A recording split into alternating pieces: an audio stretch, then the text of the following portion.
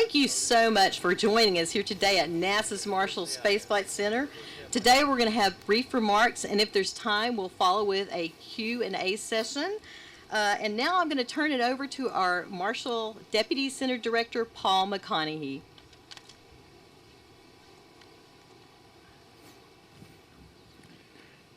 So good afternoon. Welcome to the East Test area of Marshall Space Flight Center, and welcome to a brisk afternoon in Alabama in August.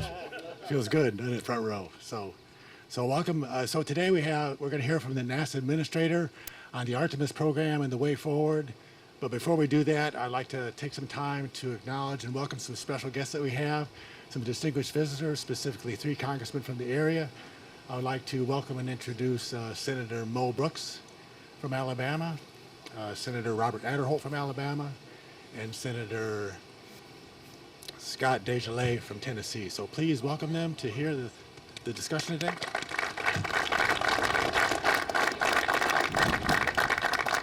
So I'd like to also welcome the many elected officials here. I can't go through them all, but we do have several state and local officials, so you're welcome and pleased that you're participating in this event today. Also the staff folks from various congressional and Senate offices, we appreciate your support of this. We also appreciate the industry partners here supporting this activity today. So with that, the backdrop for our discussion today is the structural test article for the hydrogen tank of the Space Launch System. The Space Launch System is the world's most powerful launch vehicle ever developed and soon to fly, and it will be our backbone for the transportation system to Moon and Mars. So as I noted, the Artemis program is really how the agency will move forward for a human return to the Moon, a human on the South Pole, and then paving the path forward to Mars. So the structure you see behind us is really the backbone that will move us forward into that, launching soon to a theater in your neighborhood. So with that, I'd like to go ahead and to introduce and turn this over to the NASA Administrator. He will give us the big picture on how both Marshall Space Flight Center fits into the Artemis program, and our Artemis program will move us forward as an agency to the Moon. So with that, please give a warm welcome to Administrator James Bridenstine.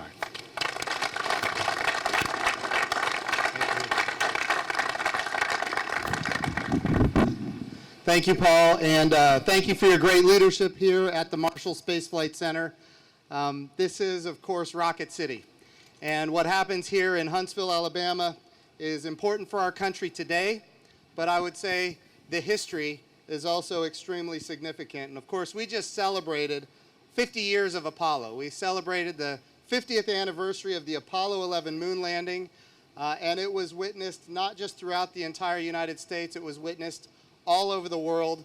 I don't know how, we had, I think, something like 28 billion impressions, and just to be clear, there's only like 8 billion people on the Earth, which means that here we are 50 years after Apollo, and it is still having a significant impact on people all over the world and on America's youth.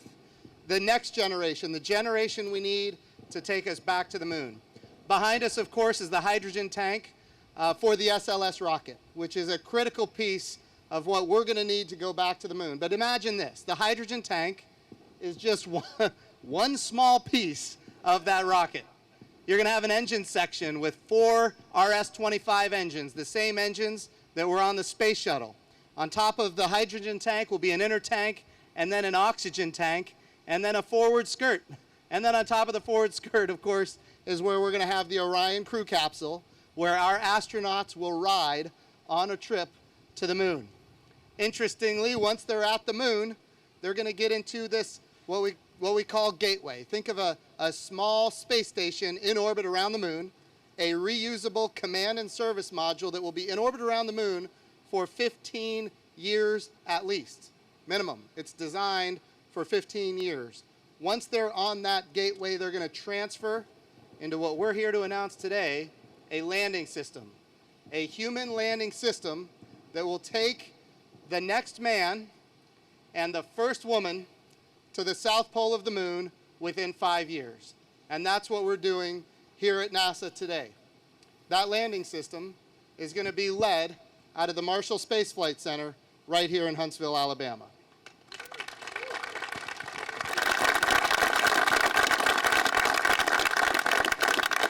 Now, I will say that this is not a decision that was made lightly.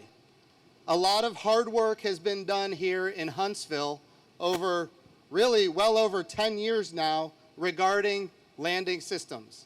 Going back to the International Lunar Network, which resulted in the mighty Eagle lander, which I just had the opportunity to see, and of course that lander flew about 40 times a few short years ago. And then from there, Huntsville got involved in, I would say, designing a lander that was going to take the resource prospector ultimately to the moon. And that particular lander, think about this, the resource prospector. Why is that important? What is it going to be prospecting for? In 2008 and 2009, we discovered hundreds of millions of tons of water ice on the south pole of the moon.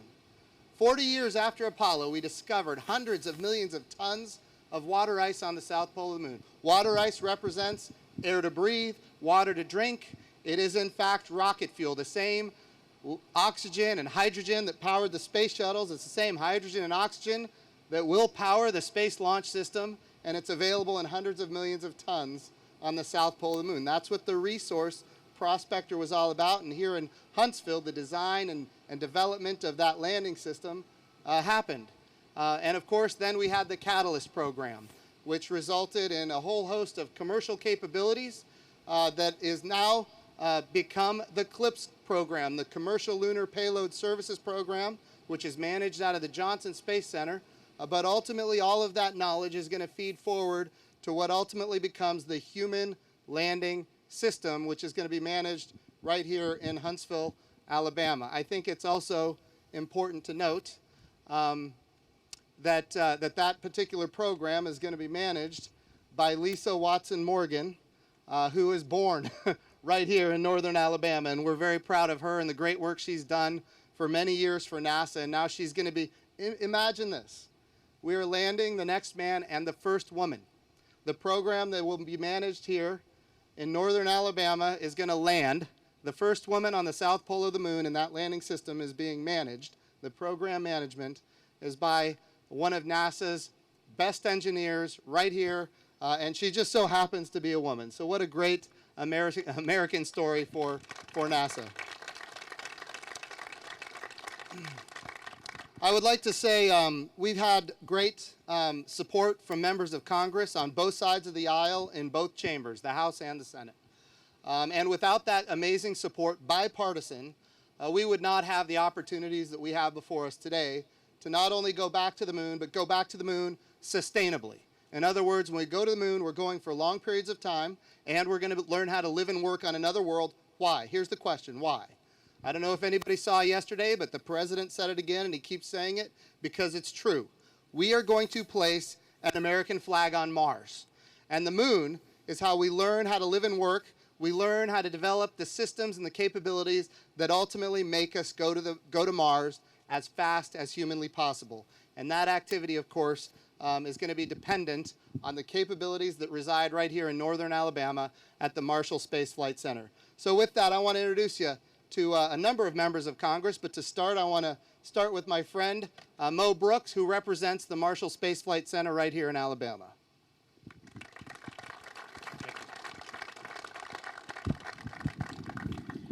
It's a pleasure to be here at the Marshall Space Flight Center with you today. Sometimes you have unexpected results from political battles. I don't know if you're aware, but we, many decades ago, had a major political fight. There was a national infrastructure program that was going to be built someplace, and our community lost. The wind tunnel ended up in Tullahoma, Tennessee. We came in second, and the second place prize were a bunch of German rocket scientists. Gosh, have we made the best of that losing proposition in our community. Those German rocket scientists in the early 60s, at the instance of John F. Kennedy and the mission to the moon that he was able to get underway, put us in a position where we were able to do as a nation something no other nation had done. Now, by way of backdrop, I grew up in this community, and I well remember not too many distances from here, yards, miles, we had the Apollo rockets tested on a regular basis. And I'm 2 or 3 miles to the east of us, our house in South Huntsville, and the earth would shake, the dishes would rattle in the cabinet, sometimes things would fall out. And that's one of my earliest memories as a young man living in Huntsville, Alabama. I very well remember in 1969 when all that work that we put into the space program came to fruition with 50 years ago, our landing on the moon, and the pride that I felt in America and the inspiration I felt about American exceptionalism and the role that we played in this community in the Tennessee Valley and Marshall Space Flight Center, quite frankly being the birthplace of America's space program, hence the name Rocket City. Fast forward a little bit to today. Today is a great day for the Tennessee Valley and Marshall Space Flight Center. It's a great day in large part because of another political decision akin to John F. Kennedy's in the 1960s. We have decided that we as a country are going to do something that only one other country in history has done, and that other country was us. And we did it a half century ago. No other country has been able to do it in 50 years, what we were able to accomplish in the 1960s. And that's to go back to the moon and put a facility on the South Pole, have a space station that is able to revolve around the moon in lunar orbit, and send astronauts to rendezvous with that space station as a place to stop before going to the moon, landing on the moon, doing the research that we're going to do on the moon, getting back on that space station, and then heading back to Earth. That is an incredible achievement that we seek on behalf of our country. And I'm thankful that NASA Administrator Jim Bridenstine recognized the talent that we have here in the Tennessee Valley, in Marshall Space Flight Center, particularly the intellectual talent. Many of you may not know this, but we have the highest concentration of engineers in the United States of America. We have scientists, we have physicists, we have mathematicians. We have what we had in the 1960s, and that's the brain power to take on this mission and to get it done. So Jim, thank you so much for recognizing our community and what we have to offer for the United States of America in this endeavor. Now let me talk about Artemis just a little bit. Certainly it helps that we've got a President of the United States that sees the value of this effort, not only to the United States of America, but also humankind and the scientific advancement that's going to go with that. But it's also important that we have congressmen and senators who are willing to put together the funding that is necessary to make this happen. And the funding is significant. We're talking about in the first year roughly $1.6 billion to make sure that we're on track to return to the moon by 2024. Over that 5-year period, we're looking at somewhere in the neighborhood of $25 to $30 billion. And let me emphasize that that has to be over and above what we're already spending on the science that NASA does, not only for our country, but also for the planet. That is a significant commitment, and I hope that Congress will be in a position to recognize the value, the advancements that we undoubtedly are going to have as we've had over the last 60 years because of everything that NASA has done for us. On a more microscopic level, what's that going to do for the Tennessee Valley and Marshall Space Flight Center? The project that is being announced today that Jim Bridenstine has selected for our community is roughly 360 jobs, roughly 140 that will be at Marshall Space Flight Center, with the other 220 spread out, as it should be, amongst various other NASA centers throughout the United States of America. For emphasis, each of those centers offers something to this mission. And I thank them for the involvement that they're going to have, but also thank NASA Administrator Jim Bridenstine for selecting our community for taking the lead role. And I think it's poetic that the birthplace of America's space program is also the birthplace of the project manager who is going to lead this effort and coordinate those 360 employees with Lisa Watson Morgan. She was born in our community. I think that's fantastic. She went to Butler High School. She got an engineering degree from the University of Alabama. That's a little bit of oddity. Around here, that's normally from Auburn.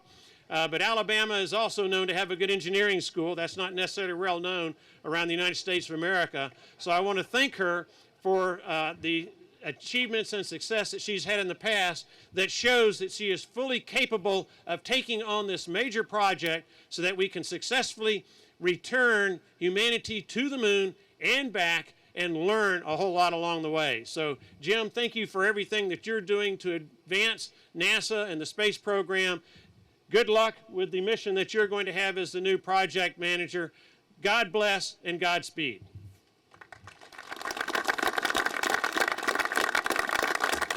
Thank you, Mo Brooks.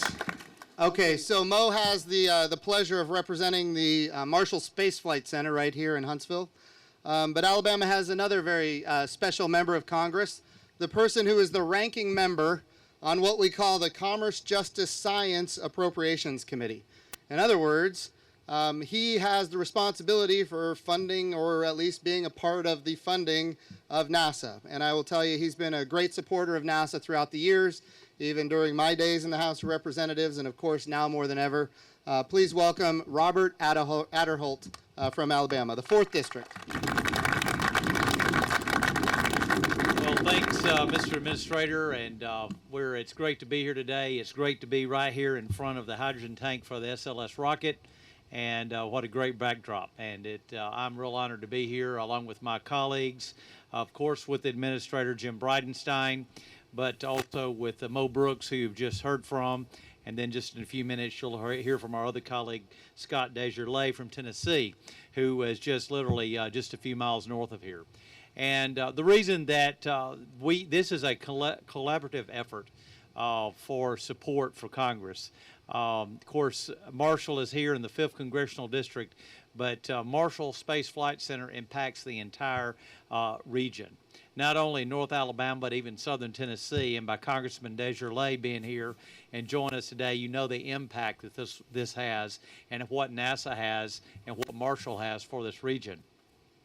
And of course, the big announcement that we've heard today and from the administrator is about the lunar landing will be headquartered here at Marshall. And as it has already been said, and the President reminds people quite often, that he wants to see boots on the moon in 2024. That has energized Congress, that has energized the American people, that has energized NASA. And in order for that to happen, in order for you to have a man and a woman on the moon in 2024, you've got to have a lunar lander. And that's what will take place here. And I'm very thankful for the announcement from the administrator here this afternoon about that, and how that will even further impact this area and this region, and not only the state of Alabama, but like I said, Tennessee and beyond. And I think what is important to know is that this project, this lunar lander, has been said, all of the NASA agencies work together. This is not where Marshall does everything. They do only a part of it, but propulsion is a big part of the lunar lander. And of course, Marshall has been well known over the years and over the decades, ever since Apollo, for their work on propulsion. And so we look forward here at the Marshall Space Flight Center to work with the sister agencies, whether it be Houston, whether it be Kennedy, whether it be Glenn, wherever the other facilities are, working together as a unit, because this has to be a collaborative effort. This is not just one place, but all of our colleagues working together, and we has to be a team sport. And so I look forward to working with my other colleagues to make this happen. One last thing, let me just say that what's important is that we have the funding to make this happen. I have the privilege to chair, as the administrator mentioned, to be the ranking member of the committee that funds NASA, the Commerce, Justice, Science. And we want to make sure that NASA and everyone that works at NASA has the resources they need, and make sure that the taxpayers' dollars is used wisely. And being here today, we know that we have a vision. We know that we know where we're going and where we want to be by 2024. So the request that NASA has put in through the administrator for $1.6 billion will make that happen. And so we're calling on our colleagues, as I know my colleagues with me today are fully supportive of that, how we can make that happen, and we can make sure that NASA has the resources to make sure that the President's vision to have a man and a woman on the moon, on the south pole of the moon by 2024 happens. So thank you everyone that's connected directly or indirectly with NASA. It is a big impact for our state, for our region, and for the entire area, like I said, well beyond Alabama. So this is just great news for all of America. So thank you for letting me be here. Look forward to working with you on the preparation side, and to look forward to being back as we continue this mission. Thank you.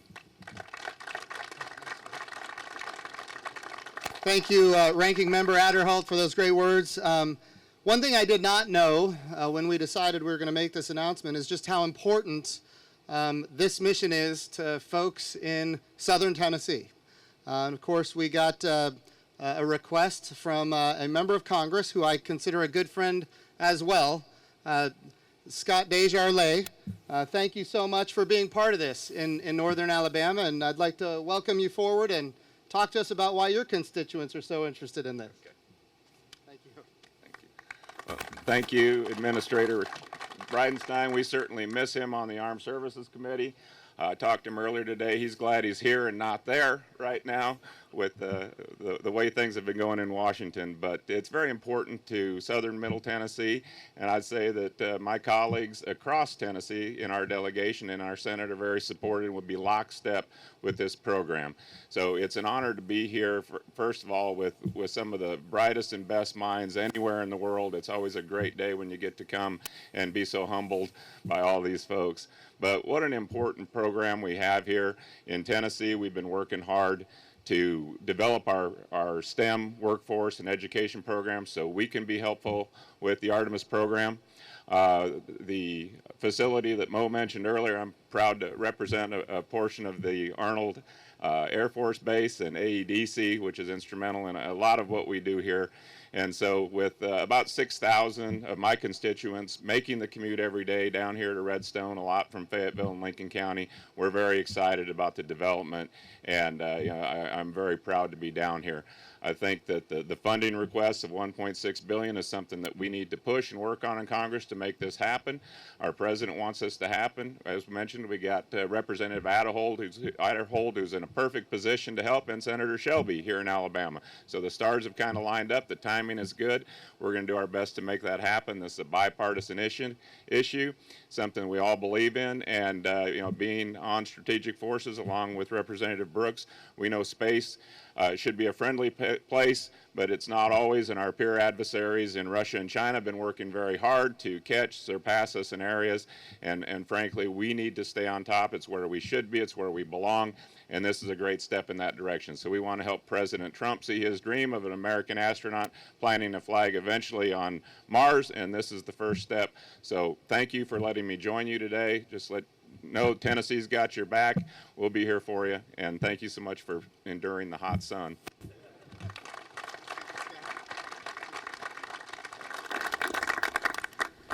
Representative Scott DesJarlais, thank you so much. So now I want to take a moment and introduce you to the woman who is ultimately going to be managing the program on behalf of NASA and on behalf of the United States of America. Lisa Watson Morgan is somebody who hails from northern Alabama, as of course my good friend Mo Brooks recently said. And I will say that she comes from Alabama. She's risen through the ranks at the Marshall Space Flight Center. And Jody Singer, who of course is the center director here in northern Alabama at the Marshall Space Flight Center, is the one who ultimately suggested maybe she ought to apply for this job. She has a lot of credibility with the highest people at NASA, and we're very proud of her, and we're looking forward to the great work that she does. Lisa, if you'd like to come forward and say a few words.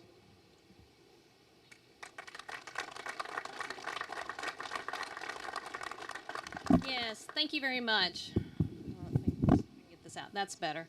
So I'm really happy to be here today, and it's so nice to see such, friendly faces in the audience, although they're definitely hot faces. And really want to thank everybody here, the esteemed, folks back here, for coming and making this day so special for all of us. Earlier we were talking about, why Marshall Space Flight Center for the program lead. We've partnered extensively with all the other NASA centers through the years, and we intend to keep doing that because that's how we bring out the best. You let JSC work the crew module. You let Marshall lead in the propulsion areas. And then you let Glenn lead in the power systems. Everybody, you let Langley lead where in LIDAR, in areas where they have the expertise. And that's what we plan to do. We're also going to do this with an industry-led concept. And that's kind of new for us too. In the past, typically we've had a government reference design, and we've handed that over to commercial and then, and let them prime it. And we're doing it a little differently this time, so it ought to be quite exciting. What we plan to do is collaborate with industry and bring their speed and our experience to try to have the best team that can make this 2024 goal. And so I'm very excited, again, to be part of this, to lead this effort, have a great team, have the Deputy Greg Shavers right here with us, have Logan Kennedy in here, lots of people, and I want to thank everybody for making this event happen today too, because I know there was a lot of planning with respect to that. So thank you for coming, and we look forward to seeing the results in a few years.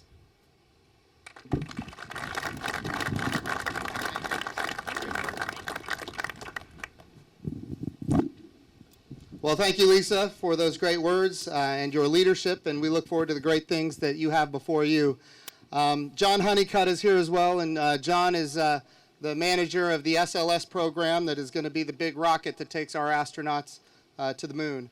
But what I'd like to do now with the few minutes we have remaining is just open it up to members of the media. I know there's a lot of media interest here, and have you ask questions, and of course, we have a microphone over here. I'm being directed that we should have the media go to the microphone. And Yes, if you will just ask one question so other people have time to ask a question, just step to this mic, state your name and affiliation, and if you have someone in particular you want to answer that question so they can come up.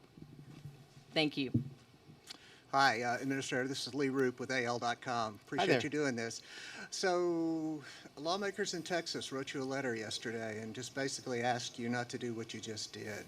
Can you give me your response to that? What you think about what you read? Yeah, so I mean, I understand some of their concerns, but I think it's also important to note, and I think Representative Brooks said it well. This is about 363 total jobs, 140 of which will be here in Huntsville. 87, is that right, Lisa? 87 would be let out of the Johnson Space Center, which is why we invited them. We want them to be here to celebrate in this. NASA has a very different look today than it did in the 1960s. In the 1960s, if a center led a mission, that center led the mission. Well, today we have telecommunications and the ability to work remotely and networks where we can share data and information. And the way we work today is we share with all of the centers. And I think Lisa said it correctly and Mo Brooks brought it up. This is going to require the absolute best minds from all across NASA and all across industry. And I think it's important to note that Johnson Space Center, when it comes to human-machine interface, when it comes to all of the great capabilities that they have throughout time, with the astronaut corps being headquartered there, there's going to be lots of opportunity for them in this program. It is also true that the Johnson Space Center is also leading the Gateway program. The Gateway program is that space station in orbit around the moon that is think of it as a command module in orbit for 15 years, a reusable command module. That is a big program. And so Johnson has some amazing work, of course, 20 years of the International Space Station, and commercial resupply is managed from there as well, and so many other things. So we love the work Johnson does, and certainly we love the history of Johnson as well. And what I want to make sure we don't do is create some kind of narrative that this is us against them or anything like that. When we go to the moon, there's going to be plenty of work for Johnson. The question is, are they going to be able to handle everything as well? Because there's more work now than we have people ready to go, and that's an important thing. The president has been very clear. He's bringing NASA back. His budget requests are matching the rhetoric, and we are moving out rapidly. It's also important, I think, to remember that we are not declaring where the work has to be done. We're doing this very differently. We want industry to share with us what their ideas are and let them build their landing systems. And Of course, that doesn't necessarily mean that all of those landing systems are going to be built in Alabama. So I really think this is a great day for the Johnson Space Center, and I mean that. That's why we invited the members of Congress and the senators from Texas to be here, because they're going to have a big role ultimately in this capability as well. And I hope they know how important they are as well. Thank you. You bet. Administrator Dan Schaefer with Way 31. You mentioned that you invited the Texas representatives here, but obviously conspicuous by his absence. Why didn't Babin accept? Why isn't he here? I would defer that question to him. I honestly don't know, but certainly this is a good day for Houston as well. You say there's no tug of war, but there sure appears to be. Well, I don't think that's the right way to look at it. But certainly, I'm more than happy to share with everybody the great work that's being done at Johnson. All right. One other quick question: what set Huntsville and Marshall Space Flight Center apart specifically from Johnson when it comes to the Lunar Lander program? So this is important. When we talk about going from the gateway down to the surface of the moon and then back to the gateway, if we're going to go to the moon and have it be a sustainable program, we got to have a lander. And ultimately that lander going from the gateway down to the moon and back to the gateway, in most conceptual designs, that requires 3 elements. A transfer module to get from the gateway down to low lunar orbit, a lander to go down to the surface of the moon, and then an ascent module to get back, no kidding, to the gateway. So that's 3 elements. 2 of those elements are highly focused on propulsion. And I would argue that when it comes to propulsion, there is no place in the world that is more experienced and better than the Marshall Space Flight Center. So the propulsion elements are the key elements that have the preponderance of the assets to achieve the goal that we're trying to achieve. It is absolutely true that when you think about the module where our astronauts will be, that cannot be done without the Johnson Space Flight Center, which is why there are going to be 87 full-time equivalent jobs there for that program at the same time. So this is an all of NASA approach. This is one NASA. We are all working to achieve the same goal. And this is good for not just all of NASA, but all of America, and we're excited about that. Mr. Bridenstine, Liz Hurley, WAFF. Welcome back to Huntsville. The last time you were here at the U.S. Space and Rocket Center with the Vice President, you basically gave Marshall a lip lashing as well as its contractors. Get on board, get SLS moving, or else we'll find someone who will. Where did you find SLS, the situation at Michoud, and what has changed your mind in the last 5 months to not only go this far today to actually add yet another duty onto the Marshall Space Flight Center? So as you correctly identified, I was down at Michoud just yesterday, and what I saw there was absolutely eye-watering. It is true we had the challenge with the SLS rocket with the engine section, which is the most complicated challenge. It's where the avionics are, the controllers, all those things inside the engine section of the SLS rocket, and that was what was holding up the SLS rocket. The hydrogen tank behind us would be on top of that engine section, and before we can integrate the hydrogen tank, the inner tank, the oxygen tank, the forward skirt, before we can integrate any of that, we have to have that engine section complete. In other words, the engine section was placed in the critical path to achieving the goal. And what we said is, what if we take the engine section out of the critical path, and instead of integrating it vertically, we integrate it horizontally? So we bought the more tooling, and the engineers and the technicians got to work down at Michoud, and they have now integrated 4/5 of the rocket in the horizontal. The integration in the horizontal is complete. The last section, the engine section, is going through some final tests this week, maybe a little bit next week, and then it will be integrated into the rocket itself, and then we will have 100% of the rocket integrated, the core stage of that rocket integrated. Then we've got to work on integrating those RS-25 engines, which are the Space Shuttle main engines reconfigured with some digital controllers. Once that is complete, by the end of this year, we will be taking that to Stennis for testing of the full core stage, and that will be an exciting day. But know this, there has been a major transformation from where we were to where we are today, And we are confident that when we land on the moon in 2024, it will be because the SLS rocket has made so much amazing progress. A lot of people would look at those in back of you, Mr. Administrator, and say this isn't just about the propulsion that Marshall offers. It's about politics and purse strings. What would you say to that with the absence of Congressman Babin? Well, first of all, there is no doubt in the history of NASA, we have had starts and stops and starts and stops. And the difference is we've got great plans, we've got great engineering, we've got great programs. And at the end, the money doesn't materialize. Without the resources, there can be no Artemis program. We are sending a woman to the moon in the Artemis program, Artemis named after the twin sister of Apollo. And now when we go to the moon, we have this highly diverse, highly qualified astronaut corps where we can go to the moon with all of America. That's something that's exciting, and I don't think that's partisan. I don't think it's political. I think it's important for our country. I want my 11-year-old daughter to see herself as having all of the opportunities I saw myself as having. And since 1972, we have not had a person on the moon, and we have never had a woman on the moon. Now we've got these astronauts that are highly qualified, and some of them happen to be female. We're very excited about it. So I'm sorry, but I think that's all the questions we have time for today. Thank you, Administrator Thank you so much. Bridenstine, for coming here today and this wonderful announcement. Thank you guys so much Thank for you being so here. much It's a for good being day here. for America, and we look forward to great things in the future. Thank you.